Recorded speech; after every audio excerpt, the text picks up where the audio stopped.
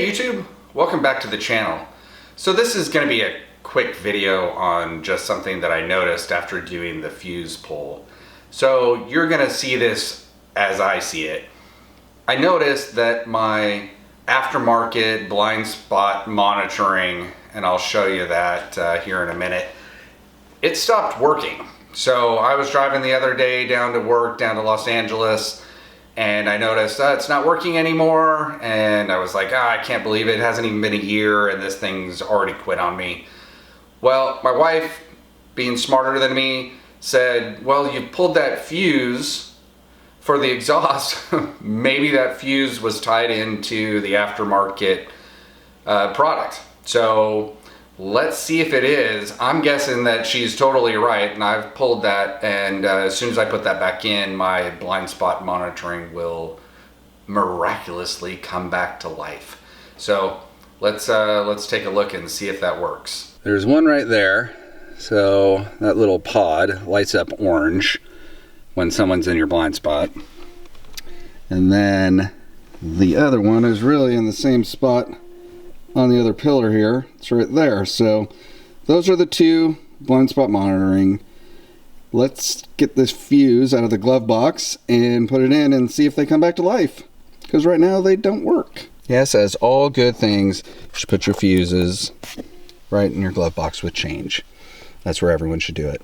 So if you're not doing it, you're doing it wrong. All right, so the other part of the blind spot monitoring is right there. Wow, it looks like I'm looking at a mirror, bro. That's the side of my car. It's so shiny. Oh, anyway, like I said, the little things. So that's where it is. And there's another one on the other side. And it's just, I'm assuming, equally as shiny. Seriously, though, that is like crazy. All right, I got distracted. All right, let's open this up and put fuse 51 back in. All right, so there's empty fuse 51. Let's put that back in. All right, we're good to go. The chiclet is back in. I know this is gonna freaking work, which really creates an issue for me. All right, let's go see if it works. I'm sure it will. All right, well, we're back in the car.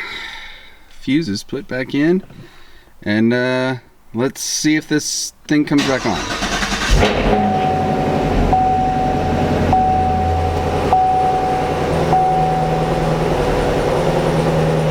Blink from it. Oh, the other one turned on. Dang it. Don't know why that one wouldn't go. Maybe it's resetting itself. I wonder. Because that should have picked up my garage. Alright, let's cruise around the hood a little bit and see if that one comes back on. Well, she's back on. And if I hit my turn signal, it beeps. Dang it, of course it works. For those of you who are married, you should have really seen this coming. As we know, my wife, of course, was right, and I was wrong. Dang it, I'm seriously bummed about this. Alright, anyway, now you've seen it. Like I said, just a quick video. An unintended consequence of pulling a fuse, and now I have to make a decision. Alright, I'll see you guys at the end of the video. Alright YouTube, well, it's exactly as we thought. So I anticipated that when I put that back in, that my blind spot monitoring would come back. So that means they tied into the power for the blind spot monitoring into my dual mode exhaust. So that is somehow where they tapped in. So I will need to go and look and see how difficult it would be to tap into something else. I'll have to figure out where that thing is. I'm not exactly sure. I think it's under my seat. But anyway, so I have a choice to make. I gotta decide, is it worth trying to re-tap that somewhere else? I really do like the fuse pull and the bit of extra noise that I'm getting, but I don't know. I don't know which one I really want to do.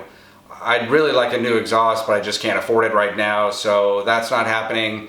But we'll figure something out. I'll let you guys know in an update.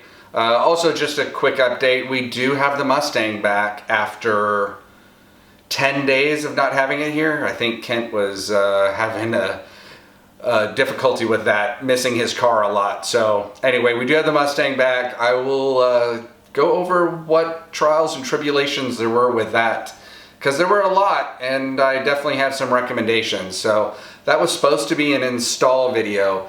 That's not going to be much of an install video anymore. So I'll take you to the spot where I punted, and I'll let you know kind of what happened. But the car's back. It's working well. It sounds good. Car seems to be happy. That's all I'll say for this one. I have to finish that video up. It's been a while since I've worked on that video, since we didn't have the car for 10 days. So anyway. All right, thanks again so much for watching. Hopefully you like the little quick updates like this. I'm just kind of playing around, as I always am with our channel. But really appreciate all the views, all the comments, all the likes. Thank you so much. Please keep it up. We really appreciate it. And as always, keep modding.